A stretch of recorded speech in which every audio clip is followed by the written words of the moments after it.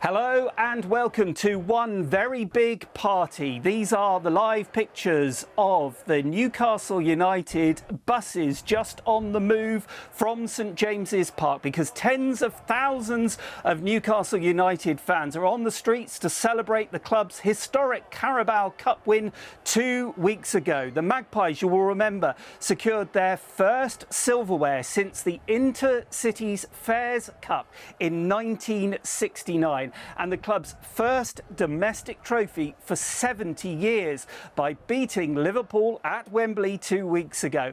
That open-top bus parade is heading from St James's Park about a mile and a half to Town Moor, where the party will continue. Let's go live to our reporter Nisha Joshi, who is at St James's Park. Nisha, we're just seeing the buses on the move. What's the atmosphere like with you there?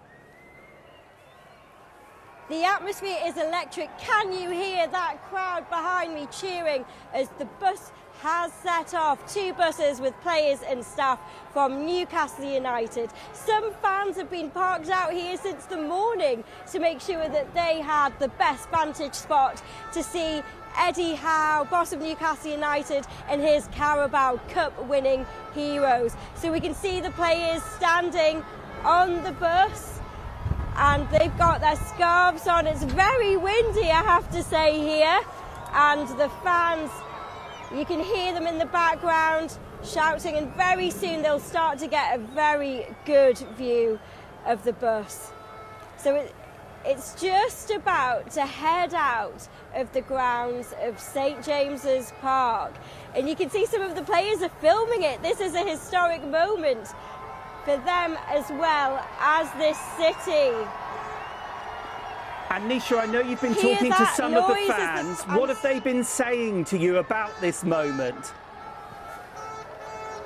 Well, some fans say they still can't quite believe that they've seen their team finally lift major silverware. They're still taking it in, still a sense of disbelief and, of course, of pure joy. And many said they wanted to be here because this is a historic moment for fans and the people of this city. So lots of excitement here today. And a lot of them have been waiting a long time in the town. We've seen pictures of them in the pubs and the bars, and I can see pictures that Ant and Dec, of course, are there as well on the bus as well. Yes, Ant and Dec are on the bus. They'll be, I think they've been employed by the club. They'll be interviewing players, and I think they'll be part of that entertainment on the Town Moor as well, most likely. But yes, I mean, people have been planning what to do, whether to come to the parade, whether to go to the Town Moor for days now. And as I said, you know, some people have been out here since the morning to make sure they got the best possible spot to see the players. Has Newcastle ever seen a party like this, do you think? Well, I wasn't around for 1969 when there was a parade. That was the last time that Newcastle won a major trophy. Now, there were parades when Newcastle actually lost in the FA Cup final. There was a parade then, and I mean, there were thousands of fans there, but nothing on the scale of this. Just stay with us, Nisha. I want to show, if I can, a shot from on the bus itself, because we do have a camera on the bus, and there you can see a lot of the players who are there. As Nisha was saying, they have been filming this themselves. They're enjoying the moment. They'll have their friends and families as well. Nisha, just how important is Eddie Howe to this win that they secured in the cup final? Well, Eddie Howe produced what many would call something of a tactical masterclass. You know, you have to remember that when Eddie Howe took over at this club, Newcastle were actually battling relegation. And since then, two League Cup finals in the space of 3 seasons is quite frankly astonishing from where they were when he took over. And yes, they have made some major signings in his time. Alexander Isak for example, their star striker. But many of those players he inherited, players like Jacob Murphy, who's played, you know, a massive role this season. And so, yes, he quite understandably has hero status at this club now. Fans have been saying, you know, he can choose where he wants his statue to be. Now he's written his name into Newcastle United history. And what about this moment for Dan Burn? The Dan Burn story is extraordinary. He's a player that has worked up from non-league to Premier League. He was at Brighton, probably thought his opportunity to play for his hometown club had gone, but he was signed by Eddie Howe, helped the club stay in the Premier League, scored in the Carabao Cup final in the week that he earned his first call-up for England, subsequently went on to actually start for England. What a couple of weeks for Dan Burn, a really lovely story of a local lad doing well and representing his football club. And you have reported, I know, on Newcastle United for a while, Nisha. Just put it into perspective for people who may not know Newcastle that well, just how important football is to the city. Newcastle it's a one club city. So that if you're born in Newcastle, there is only one club to support. And it is something of a cliche, but we use it a lot up here. Football is like a religion. Kevin Keegan, when he was the boss of Newcastle, when he had his so-called entertainers, when they came so close to winning the Premier League, playing in the Champions League, he was called the Messiah by fans. That is just how much football means to this city. 52,000 fans come to watch Newcastle week in, week out at St James's Park. Just last week, when Newcastle United's women's team were playing in the Tyne-Wear derby against Sunderland, 38,500 fans came to watch that last week. Football really is, it's such a high priority for people in the city, in the wider northeast, in this region. And as a local journalist, we have a saying up here that football is news here. It's not just sport, it's news as well.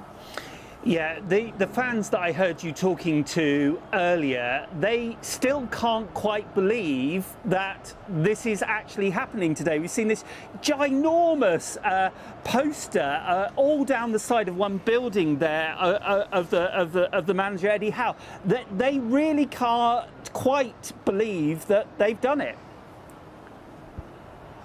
No, I was at Wembley for that final, and as well as that overriding euphoria at the victory, there was also a strong feeling of disbelief. Fans couldn't quite believe that after seeing so many disappointments over the years, that they'd finally done it, finally won a major trophy, and in the manner that they did, so convincingly over Liverpool in that final. And you have to remember that previous to the takeover of the Saudi Arabian-backed regime, this club was owned under Mike Ashley, and there was a feeling that there was a lack of ambition during that time. There were disappointments, there was a relegation, fans had seen relegations, so to come from that and to finally see silverware lifted, it's been a long journey for fans. And how important do you think the Saudi money and investment has been in that? Well, so this is quite a complex issue. So Newcastle did spend money, record signing Alexander Isak for approximately £60 million. So they have been able to spend. But you have to remember that many of the players that have been involved in this victory and in the current Newcastle United squad, they were there before Eddie Howe even joined. So it's been a paced rebuild.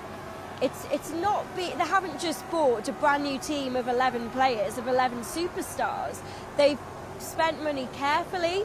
And yes, they have had some big spendings on the likes of Alexander Isak, Bruno Guimaraes, their captain too.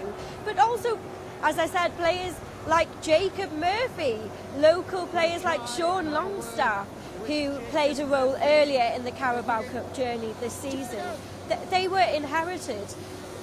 OK, let's dip into the Anton Decker talking to some of the players. Let's dip into that if we can. Actually, I think that feed has literally just gone down.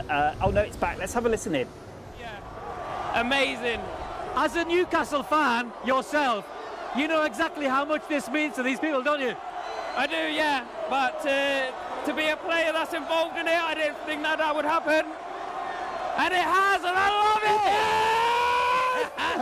it! Oh, thoroughly deserved. Honestly, we always knew that Newcastle would come out and show force where if we ever were to win anything. But I think this has even surpassed what we thought, isn't it? I didn't think it would be quite like this. I knew everyone would support us great. But yeah, this is something else, and we've only just started. I know. Enjoy it. Thank you. Deck on the bus. The amount of people in Newcastle city centre at the moment, as you can see, I'm trying to guess how deep that is, but it is impossible to work out. But there are hundreds and hundreds and hundreds of fans following every move of that bus. We understand that the City Council removed some of the bus shelters so that the fans would be able to get nearer to that bus. As we said, this is going quite slowly through the centre of Newcastle. It is heading for a very big park area, which is where legend of North East Broadcasting, Dawn Thulis, is for us. It is at Town Moor. Dawn, you can see the bus and the people. Just give me a sense of the crowd that is with you and how you feel, because you've been in the North East, you've covered sports so much up there. How do you feel at this moment? I can't quite believe it, actually.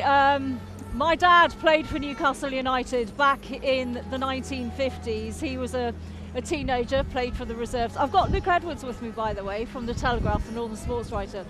And so he was there during a very, very successful time for Newcastle United. My first memories of football were watching Newcastle being beaten by Liverpool in the FA Cup final in 1974. I was absolutely devastated, but went to St James's Park anyway when the team came back, because they did a parade of honour, even though they'd lost. And we've had many parades since where they've paraded in front of thousands of fans in the city, even though they've only been runners-up.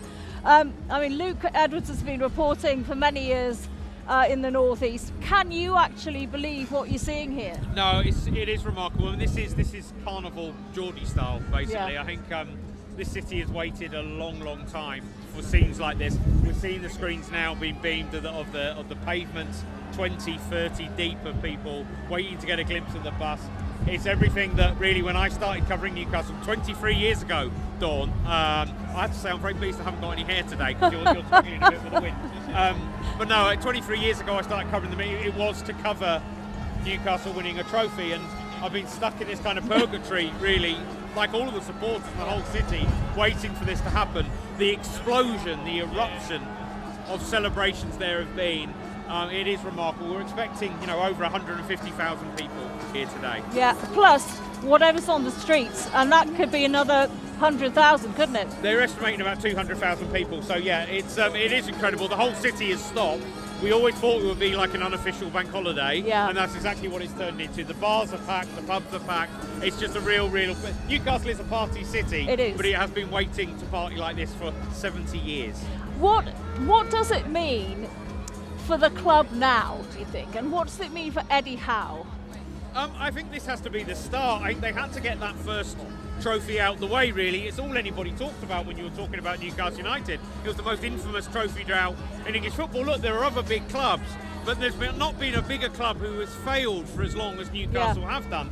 So I think just getting the first trophy, and it was, by the way, when Eddie Howe interviewed for the job in November 2021, the Carabao Cup was the trophy he said he would win. That was the trophy he said he would win first. He's achieved that, but this has to be stage one of the project. Eventually, in the next 5 to 10 years, they're going to be competing in the Champions League regularly, and they're going to be challenging for Premier League titles. Yeah, because obviously winning the Carabao Cup means that they're in the Europa Conference, but they won't be happy to settle for that because they do have a really good chance, don't they, of getting a Champions League spot again. Yeah, and I think this celebration today, Dawn, this will be, as far as Eddie Howe is concerned, that is the end of the celebrations. Yeah. It's back to business at home to Brentford on Wednesday. They've got a wonderful chance of getting in to the top 5, which will bring them Champions League football. That's so important, not just for the prestige of the football club, but financially as well. When you're talking about players like Alexander Isak and whether they're going to stay, Champions League football could be crucial for doing that. Could indeed. Luke, thank you very much. Pleasure. Nikki, back to you for now. Thank you very much, Dawn. We are seeing these live pictures of those thousands of people who are on the streets of Newcastle. As we said, this parade is making its way through the city centre. It is heading to where Dawn is, where it is a big event that is going on at the Town Moor. There were so many people that wanted to go to that although it's free, it is ticketed, so fans had to apply to be able to get a ticket to go to Town Moor. So that is why we are seeing so many other fans that have come out onto the streets. The players themselves, they are having a whale of a time on the bus. I think we can show you some pictures of them on the bus at the moment. They are waving and the really enjoying it. I want to bring in now, someone. Let's listen into Anton Deck actually. Here we are with the gaffer. Wow, what a day! Unbelievable. I didn't know what to expect today. Obviously hoping for a few people to turn out. Something really special, and hoping the weather was good, but this is incredible. Absolutely mind-blowing. It's been a long wait for a lot of people to get a trophy, to be able to do this open top parade. You can just see how much it means, Connie, to the people in Newcastle. Yeah, I mean, it's incredible. I expected, as you say, like a few people to talk, hoped a few people would turn up, but this is something else. You've got people hanging from lampposts, out of buildings. I hope everyone's all right. I know there's a few questionable bus stops that people are standing on. Please be careful if you get on a bus stop. Did you see the massive flag of you on the hotel? What did you make of that? It was very emotional, actually. When people take to you, you never know when you go to a new club if people will understand your character. And I am who I am, but the people have been absolutely brilliant. I can't thank everyone enough from Newcastle and the way they've embraced me and my family, and I'm just glad to have given them some joy. Oh, you've given them lots of joy. You've done more than that. It's absolutely so much. incredible. Thank you. Listen, enjoy it. Thanks for you two to be here. It means so much to us. Oh, so thank you. It's very kind of you. I wouldn't feel have like a missed it. competition winner. It's amazing. I love it. Go and give them a Eddie. wave. Thanks, Eddie. So there we go. That is Eddie Howe, the manager, saying that it was unbelievable. It was mind-blowing. I actually thought he was quite emotional there, saying it was a very emotional moment. He can't thank everyone enough. And if you imagine, he's come to this club. They have now won the cup, and so many thousands of people turning out on the streets to see him. As we were mentioning earlier, football in Newcastle is a bit like a religion, and young fans get into that religion, and I'm really pleased to say that one young fan is joining us now. This is 14-year-old Lexi, who is a Newcastle United fan. Lexi, thank you so much for joining us. I can see that you've got the parade on in the background. How do you feel at this moment? I just feel like it's such like a brilliant experience for all the Newcastle fans from all around the world to experience after having such a long time of like not winning a trophy. Yes, you're only 14, but it's been 70 years or so since they've won a big trophy. How did you feel when they did it at Wembley 2 weeks ago? It's honestly so amazing. It was not only an experience for me, but for everyone else. The feeling that like it's just over, and that we've finally like been able to lift a trophy after all of those years, and to bring something to the whole team and not just the fans. Why do you think it was now that it's happened?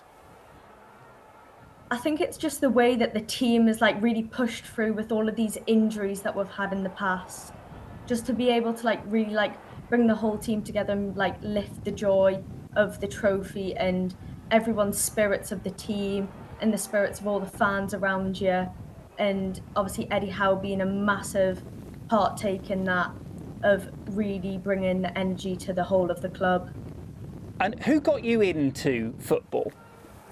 It'd have to be, honestly, the whole of my family, mainly my uncle and my dad and my aunties and my cousins, just everyone coming together. It's such a nice experience to walk into St James's Park with all of your family and to be able to sometimes come away with big wins, sometimes drawing and come away with losses that we should have won.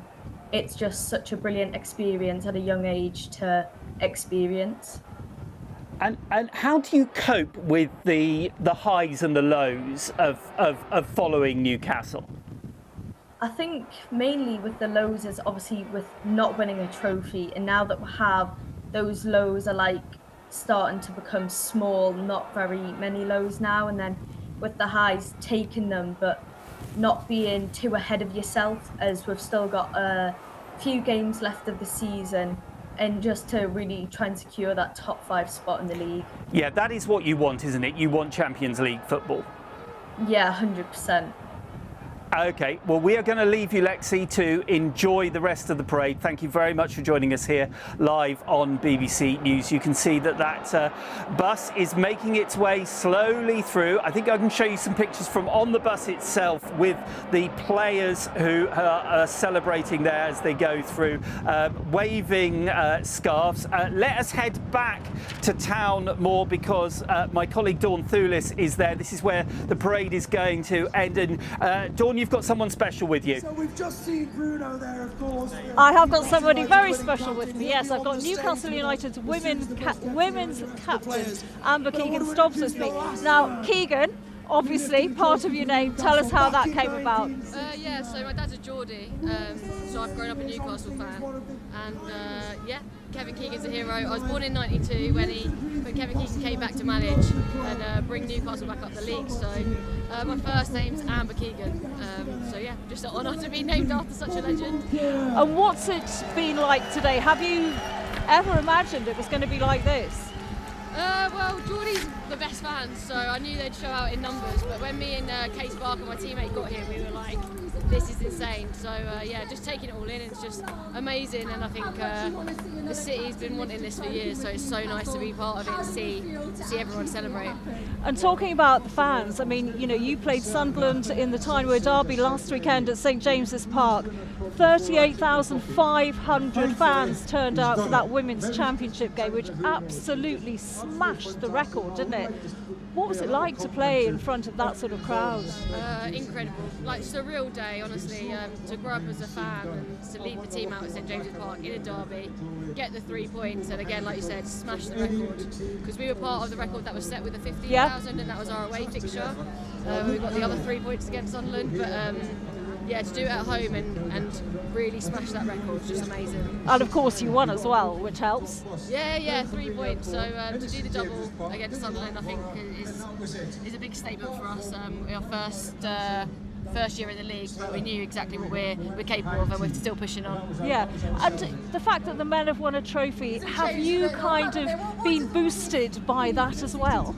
Yeah, definitely. I think like not even just the winning the trophy, the performance they put on for that final as well. It was just like, right, they are showing us what it is to play in a black and white shirt, and everyone's performance, togetherness and everything like that, just the way they got after it and battered them. We were like, oh, that's what it's like to play for Newcastle, and that's what it should be like. So I think it gave us that boost, took it into the game, and we performed well. Because not many people gave Newcastle much of a chance against Liverpool. I think that turning point was probably in the Champions League when Liverpool were knocked out and they'd had extra time penalties.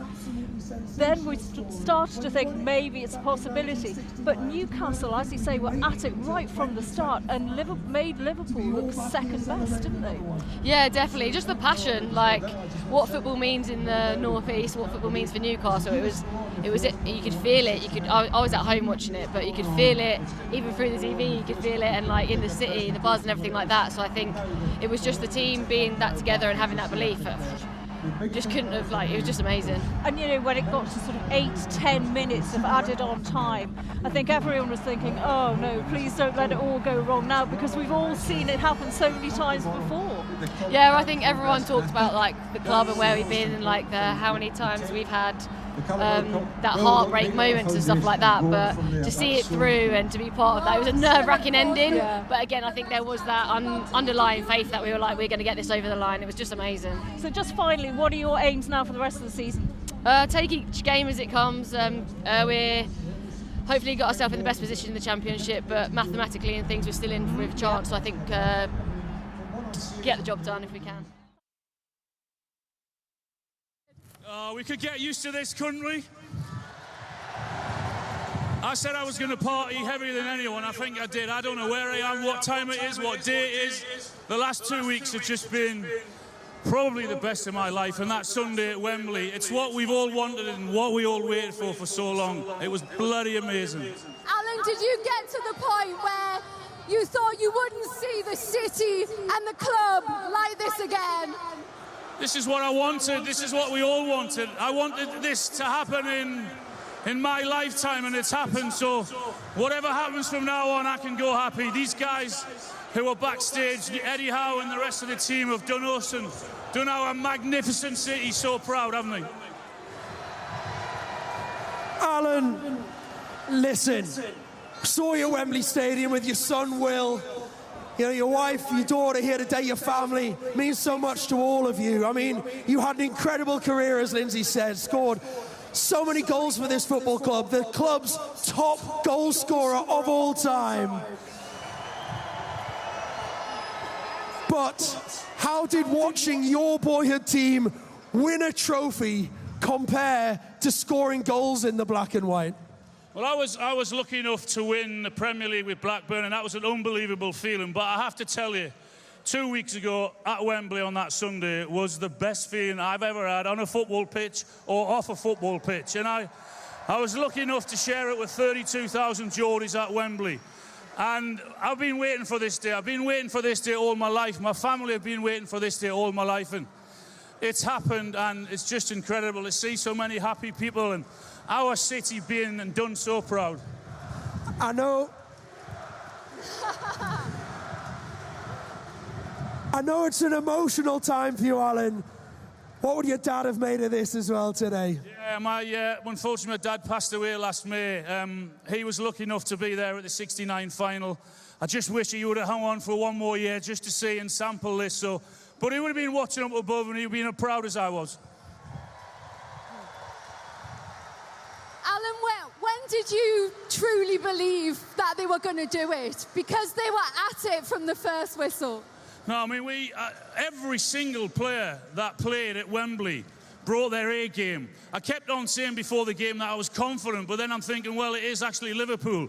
But from the first minute to the last minute, they made us, the players made everyone, I think, other than the last 2 minutes, at ease because of how great they were, how well they played, and how they dominated Liverpool. You played under, obviously, some fantastic managers at Newcastle United. Sir Bobby Robson, we need to remember him today as well. The amazing Kevin Keegan, of course, as well, who you played under. But how much credit does Eddie Howe and that man Jason Tindall and all the coaching staff deserve today as well? Well, Eddie's put himself in a bracket which those great managers couldn't do. Those great managers wanted to win a trophy. Unfortunately, I and those managers couldn't. Jason and Eddie have given us that, so they're at the top and they deserve it, and whatever credit they get and whatever atmosphere they create, they deserve it, because they've made me and they've made hundreds of thousands of Geordies extremely proud, so thank you guys. Absolutely. What is the one moment from that day that you're going to never, ever forget? When the final whistle went, when eventually after 70 years a domestic trophy was coming back to Newcastle. It's been long enough, it's been really hard. I've been at Wembley on the losing side. But when that final whistle went, it was an incredible feeling. It was unbelievable for me, so God knows what it felt like for the staff and for the players. You played with some great strikers. We saw Les Ferdinand out here just before as well, a good friend of yours. But hey, how good's Alexander Isak at the minute? No, I've been saying it for a long time now. We've got an unbelievable player at Newcastle, a brilliant centre forward. He's a world-class centre forward, and there is no better feeling than scoring goals at St James's Park. I was lucky enough to do that. He's doing it now. Long, long may that continue. Alex, we love you, man. We certainly do. And Alan, you spoke about your dad, but Dan Burn stood on the terraces with his dad as well. Should we start making Dan Burn the movie? Well, that week after the cup final, or during the cup final, and then for England, it should be now known as Dan Burn Week. I mean, can you imagine the career that he had, where he had to go, what he had to do? He did it the hard way, and he came back to his club, and he scored a goal at Wembley in front of all of you guys. I mean, how special must that have felt? And he deserves it, because he's one of the nicest guys you will ever meet. Alan, you said right at the start, mate, we could get used to this. I mean, we've waited 70 years since the last domestic trophy, but do you think this is the start? Is this the launch pad? Do Newcastle United go on from this and win more trophies, more success? Well, I bloody hope so, because we waited long enough. And yeah, when you look at what happened to Chelsea, when you look at what happened to Manchester City, and I know that PSR rules are all different now and make it different, but we really, really hope that this is the start. But I have to say, if we're lucky enough to go on and win another trophy, it will not be as good as what it was 2 weeks ago at Wembley, because that was just incredible. It really was. Did that make it worth it? All those years of pain, all those nearly misses, all the hurt, did that make it all worth it? Made it more than worth it. It really did. It was worth waiting for. The feeling was incredible. And as I said, I hope the players, when they come on this stage, appreciate what they've got and who they've got here, because this wouldn't happen anywhere else. It's just incredible to see the black and white. You're the best fans in the world, guys. I really, really mean that. Yeah, yeah. Well, listen, Alan, you're the club's top goal scorer. You're a legend of this football club. They cheered for you many, many times at St James's Park. But Newcastle, as a United City, one more time, let's make some noise for Alan Shearer!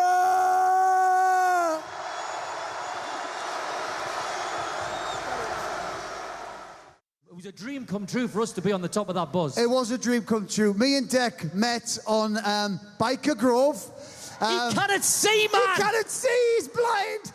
Back when we were 13 and we used to go and watch Newcastle. We bonded over a love of Newcastle United. In the Gallagher end, at the scoreboard, and when we were 13 and we were little, well, Dec was littler than he is now.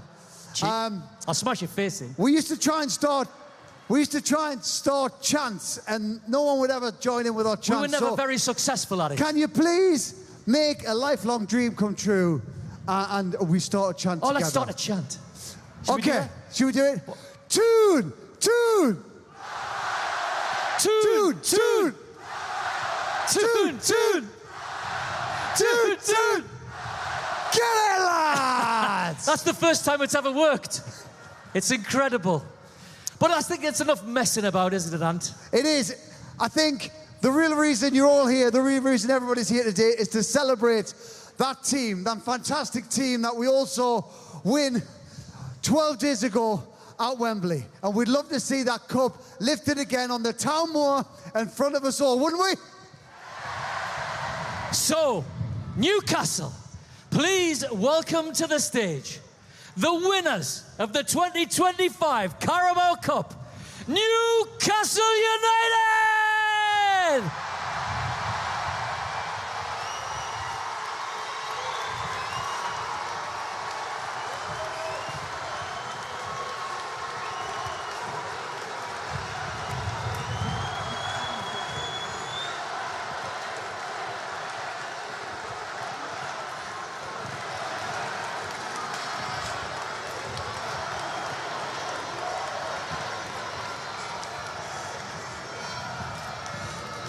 Captains, I think we'd like to recreate what we saw at Wembley. Our three captains, if you'd be so kind to step forward and lift the cup once again for everybody who's made a trip out here today. Kieran, Bruno, Jamal.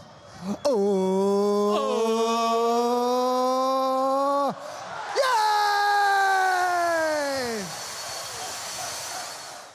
Let's listen in to Anton Deck and some of the commentary as this drone show goes on. For Newcastle United.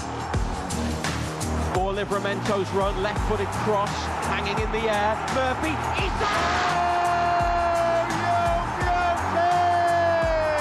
no doubt about this one. Oh my! Alexander Isak. Release the drones! Enjoy the show! Thank you very much, everybody!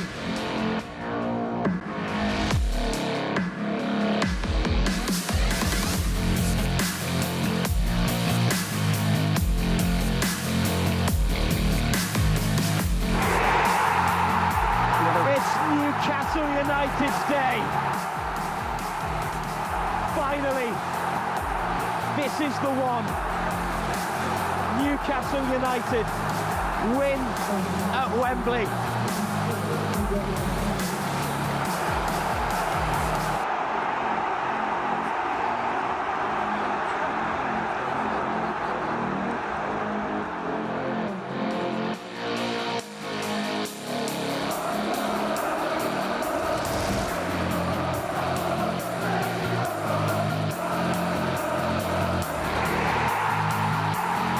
Eddie Howe's heroes celebrate. They have done it. Unbelievable. Dan Burn with the goal of every Geordie's dreams in the first half. Wembley is a place for winners, and today it's Newcastle United.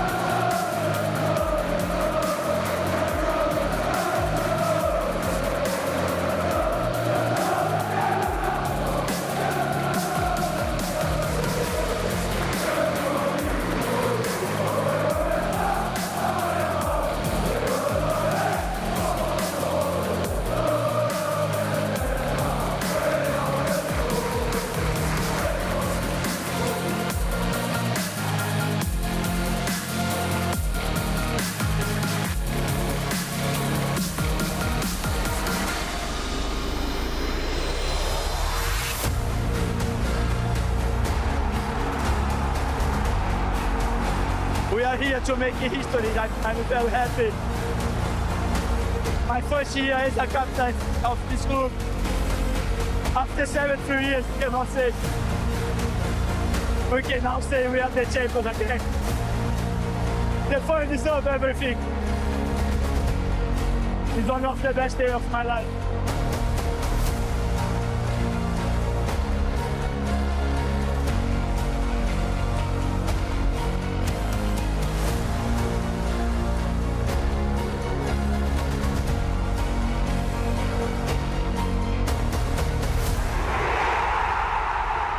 Newcastle United win at Wembley.